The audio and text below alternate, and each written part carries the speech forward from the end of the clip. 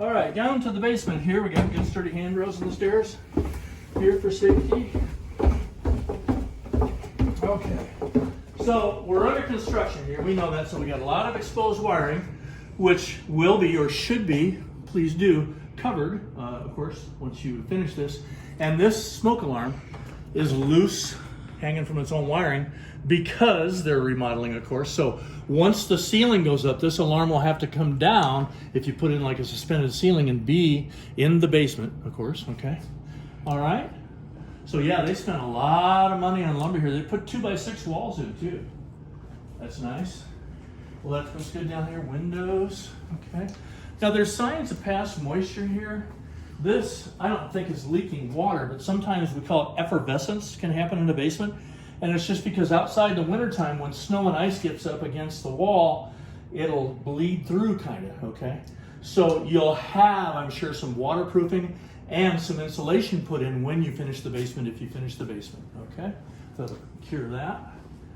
Okay, through here, the bedroom. So you do have a conforming bedroom here with regard to an egress window. And your electrical panel, important to know where this is in case of an emergency. Here's your main shutoff, okay? So when they put the wall around this, well, they probably won't. Sometimes people build a cabinet around this and you open, you know, it's a wood cabinet.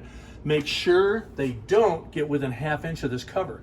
Some people just think, okay, I can just put that there because I can open the door. Well, that's what most people do, but if it's the inspector or an electrician having to get in, he needs to get this cover off. So that frame for a door, possibly there should be at least ½ inch away from that so they can get the cover off, okay? So inside there, I'm checking to make sure all the correct gauge wires are used for the amp breaker switches are attached. All was good with that. It's properly grounded down. No issues. Everything's ID'd. They brought some wiring in, all this wiring from the electrical. So what they do is there's these holes on the side. They aren't holes actually, but they're called knockouts. So there was a knockout down here that they knocked it out to bring this wiring in. They're supposed to put a bushing in there, like I talked about the gas line under the fireplace, to protect the wiring, and they didn't do it. Not a huge big deal, but that's the rule. They're supposed to, it's easy to get one of those, just a plastic thing, and they put it in around there just to protect the wiring that comes through the sharp edges of the wall, okay? You'll see a picture of that in the report. So everything I found is simple, easy, inexpensive to repair, but good things to know, like the ceiling bands, even though, you know, I don't think it's a big deal that they're a little bit low, a few inches lower than normal, but at least if you know about it, you're aware, okay? All right, through here, nice storage under the steps here. Okay. Back here is the sump pit. And there is the radon tube going up in the manometer. Oh, there it is. Shoot, yeah, I didn't see it the first time I came. That's why I come through the house 3 times. There's so many things I'm looking for. Second time, third time, yeah. Second time I saw it. So the manometer is right there. That red gauge just means I'm working, okay? If you ever see both things down level, that means I'm not working, okay? And something has to be done. But that fan is in the attic up there in the garage. So the sump pit is sealed, okay? So I couldn't test the pump, but the sump pump is unplugged. Do you see that? Oh my goodness. I don't know if that's an accident. I would assume so. So I'm not supposed to plug things in that aren't plugged in. I did it anyway, Paula, because I know that was one of your concerns. I plugged it in to see if it would run. And I looked down there, there's really no moisture in the pit, so it won't run until the moisture gets so high, and then the float kicks on the pump to pump it out of the house. I'm not really concerned, although I can't confirm this pump works because it's sealed. It's rained a lot, ask Renee, in the last week or so. It's rained a lot. So if this is unplugged, this pit would be full of water or overflowing probably, if that was it. So I'm not real concerned about that. But the only way to confirm it is to have a contractor come over, unseal the pit, you know, pull the float up to see if it's running, okay? And you may ask the sellers why it's unplugged. Maybe they don't know it, Renee. But I'm not supposed to plug it in and leave it plugged in. But I did plug it in to see if it would run or it wouldn't, okay? All right, so that's not bad news, okay? Furnace, I told you all the tests I ran, the gas leak detector, the carbon monoxide, all that was good.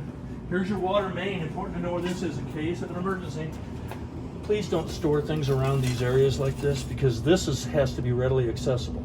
So parallel is on, perpendicular is off. You have to shut it off. You go like that, okay? Or, where's the other one? Like this.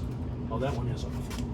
That's to the radon system, or I'm sorry, to the sprinkler system right there. Okay, so Yeah, all is good there. It's all grounded down for the electrical and all that. Water heater works fine, no issues, no gas leaks, no water leaks there. Drain.